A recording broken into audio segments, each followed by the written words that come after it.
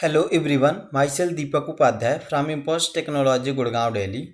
In this video, I will show you how to calculate the transport property of silicon PN junction by using Nanodical software. So let's get started. This is my device studio, that is a graphical user interface for this Nanodical software, and this interface will help you to model the structure. You can do some modification, manipulation in your atomic structure. First, I would like to create a silicon crystal structure. So for this you can go to the build option, then you can click on this crystal option. So here you can see this is the crystal builder that will help you to build your crystal as per your need. So here you can see the various space group are there. So as per your need you can select, and according to the space group the previous lattice will automatically selected.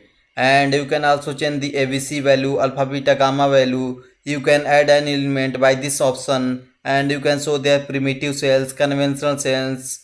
So here you can see I have given the value of A and B is equal to 3.84001408 angstrom, and C is equal to 5.4306 angstrom. Alpha beta gamma is equal to 90 degree, and then you can click on this option to add an element. Here you can see default carbon atom is selected. So if you want to change this carbon, so double click on this carbon, then periodic table will open, and from the periodic table you can select any atom. So I would like to select this silicon, then you can press the OK, and here you can see the silicon has been changed. So I want to include more silicon, so from plus option you can add more number of atoms, and then also you can change the fractional coordinate point P1, P2, P3 as well.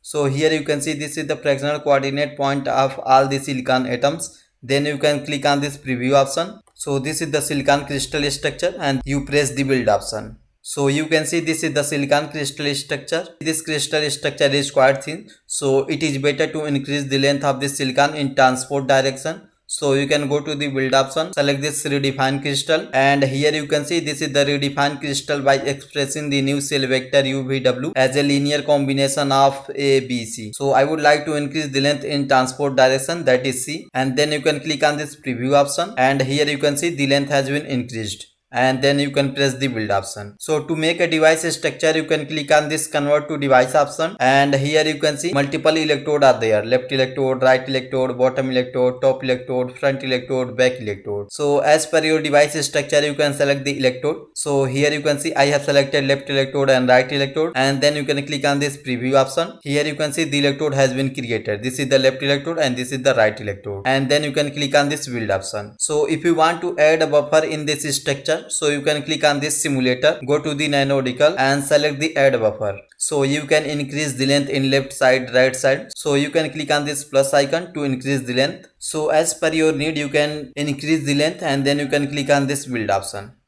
So for the silicon doping, first you need to calculate the virtual crystal approximation. So for this, first I would like to import the silicon. So you can click on this file option, go to the import option and go to the import local, and here you can see this is the material database that exists inside this software. So for the silicon you can click on this 3D material, select this semiconductor, and here you can select the silicon, and then you press the open.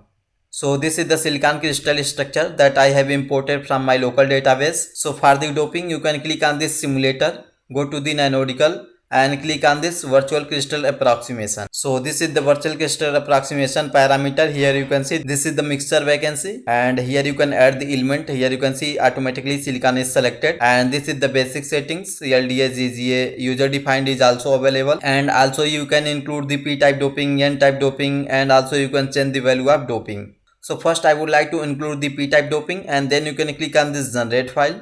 So once you click on this generate file, in the project window you can see the virtual crystal approximation for the p-type doping has been generated. And again you can click on this simulator, select this Nanodical, again you can click on this virtual crystal approximation, and here you can change the doping N-type, and then you can click on this generate file. So in the project window you can see this is the virtual crystal approximation for the p-type doping, and this is the virtual crystal approximation for the N-type doping. And then you can select this device structure, and then you can go to the simulator, select this Nanodical and click on this self-consistent field calculation. So this is the self-consistent parameter. Here you can see this is the basic setting: electron temperature, cutoff energy, exchange correlation function, LDA, GGA, and this is the K-point sampling, this is the iteration control, This is the electrode parameter, this is the left electrode, and this is the right electrode. This is the iteration control, density matrix, Hamilton matrix, total energy, and this is the basic settings. So if you want to include the doping, so you can select this option, and here you can see this is the element silicon, and here you can see this is the basic setting. So in the basic parameter you need to add this file n-type and p-type doping. So first you need to add the p-type doping, so you can select this user defined, and you can relocate your project. So here you can see this is my project, so you can open this file.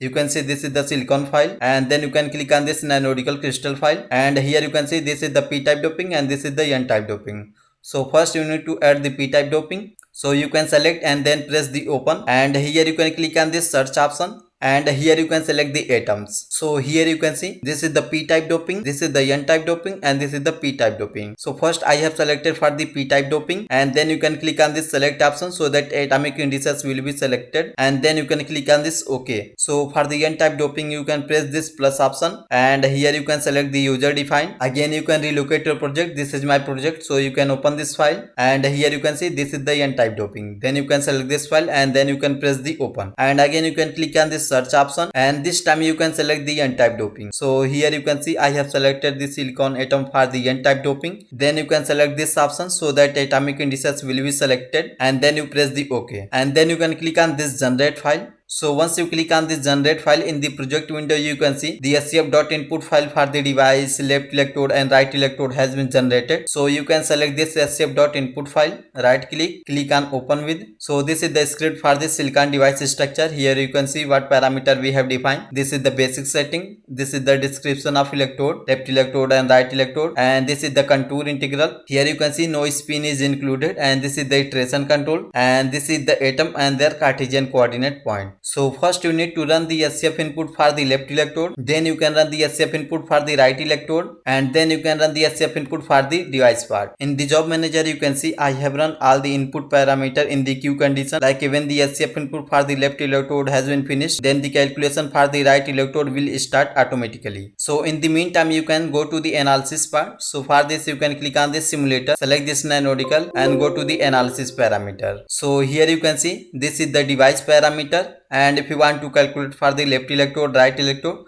then you can select. So this analysis parameter is for the left electrode and this parameter is for the device. So as per your need you can select the parameter, like this is the density of state. Here you can see this is the k point sampling. So here you can see I have entered n1 is equal to 10, n2 is also 10, and n3 is equal to 1. Also you can include the energy point, energy range, and here you can see this is the projection by atom, by element, by orbital, and here you can see this is the electron density, charge, total electron, this is the potential. Here you can see effective potential, Hartree potential, exchange correlation, neutral atom. So I would like to select this Hartree potential, and then you can click on this generate file. Similarly you can run all the input parameter as well. So in the job manager you can see I have run all the input parameters, and this structure is without voltage. So if you want to include the voltage, so you can copy this project, so you can rename this project, and then you can click on this OK. So you can select this project and then go to the simulator and select this nanodical, go to the self consistent field calculation. So this is the SCF parameter for this structure. So you can enter the same input parameter as the previous structure you have calculated, only you can include the voltage. So for this you can click on this electrode, and here you can see this is for the left electrode and this is for the right electrode. So basically the biasing voltage is equal to left electrode minus right electrode. So here you can add the voltage. So I would like to include the 0.2 biasing voltage.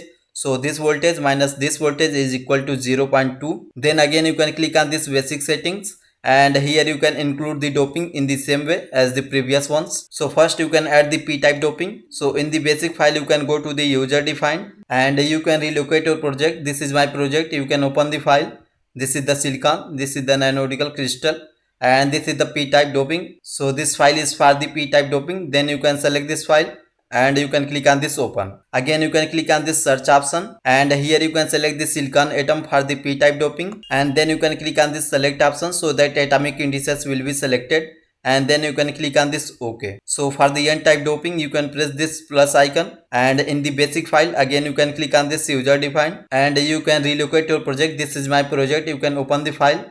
This is the silicon, this is the nanodical crystal file. This file is for the n-type doping. So you can select this file, click on this open, and again you can click on this search option and select the silicon atom for the n-type doping, and then you can click on this select option so that atomic indices will be selected, and then you can click on this OK. Then you can press this generate file. So once you click on this generate file, the SCF input for the 0.2 biasing voltage, here you can see this is the SCF input for the device, and this is the SCF input for the left electrode, and this is the SCF input for the right electrode. So you can click on this scf.input file, right click on open with, and this is the script for this 0.2 biasing voltage. Here you can see the voltage is included. This is the 0.1 left electrode, and this is the minus 0.1 for the right electrode. Again, first you need to run the SCF input for the left electrode, then you can run the SCF input for the right electrode, and then you can run the SCF input for the device part. And in the meantime, you can go to the simulator, select this nanodical, go to the analysis parameter, and here you can select the same parameter, like this is the density of state, and this is the electron density, and this is the potential. And if you want to calculate the IV curve, so you can select this IV curve. So here you can see this is the IV parameter, and then you can click on this generate file. In the same way, you can run all the input parameter.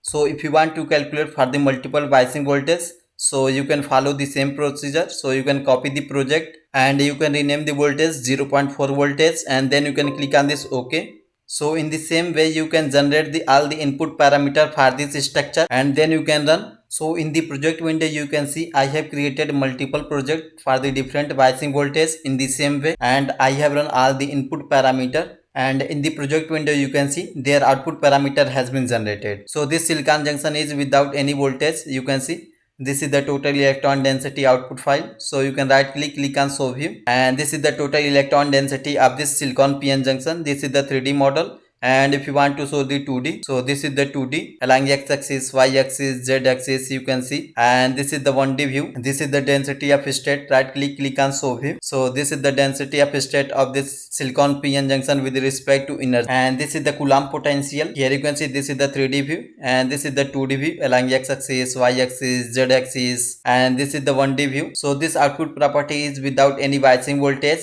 and in this structure you can see 0.2 biasing voltage is included. So you can click on this total electron density, and this is the total electron density of this silicon PN junction with the 0.2 biasing voltage. So this is the 3D view, and if you want to show the 2D, so this is the 2D view along x-axis, y-axis, z-axis, and this is the 1D view, and this is the Coulomb potential.dsf file. So you can right click on show view, and this is the 2D view of this Coulomb potential. This is the 2D view of this Coulomb potential along x-axis, y-axis, z-axis, and this is the 1D view. In the project window, you can see all the output parameter has been generated, and this current voltage code.xml file will open in the MATLAB. So I would like to open my MATLAB. So this is my MATLAB. So from this browse option, you can open your project. So here you can see this is my project, and then you can click on this select folder. So once you click on this select folder, their input and output file will be uploaded in the MATLAB. So here you can see this is the silicon device structure without any voltage, and this is the silicon device structure with 0.2 biasing voltage, and this is the silicon device structure with 0.4 biasing voltage, and this device structure for the 0.6 biasing voltage, and this device structure is a 0.8 biasing voltage, and this device structure is for 1.0 voltage, and this device structure is for minus 0.2 biasing voltage. So you can open the project. So you can select this device part, and here you can see the current voltage code.mat file is generated. So you can double click on this file, and here you can enter the command data and then press the enter. Here you can see V1 is equal to 0, I1 is equal to 0, V2 is equal to 0, and I2 is equal to 0. So again you can click on this device 0.2 biasing voltage, select this device part, and then you can double click on this current voltage curve.mat file, and here you can write the command data, and here you can see V1 is equal to 0, I1 is equal to minus 2.0633 into 10 to the power minus 12, and V2 is equal to 0.2 biasing voltage, and I2 is equal to 2.0633 into 10 to the power minus 12. So again you can click on this device 0.4 biasing voltage,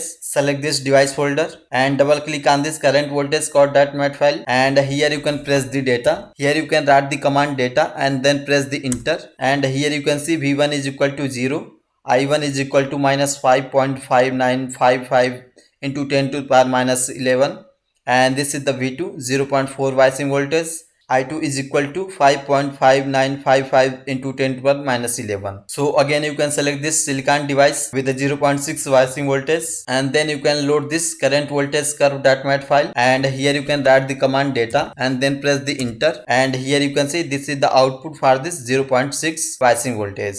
Similarly, you can show all the output parameter, and for the final IV curve you can click on this new script, and here you can write the command for this IV curve. Here you can define the voltage, and here you can define the current, and here you can write the command for plotting the graph. So this command is for plotting the graph. So here you can see I would like to plot the voltage on x-axis and current on y-axis. So here you can see this is the title of this graph, and here you can include the voltage and current that you have received from the simulation. So here you can see I have entered the value of voltage and current. Then you can click on this run option to run this job, and you can wait until the calculation is finished. So once the calculation finished, the IV curve will be plotted. So you can see the IV curve for this silicon PN junction is plotted. In the x-axis you can see this is the value of biasing voltage, and in the y-axis you can see this is the value of current. So thank you for watching the video.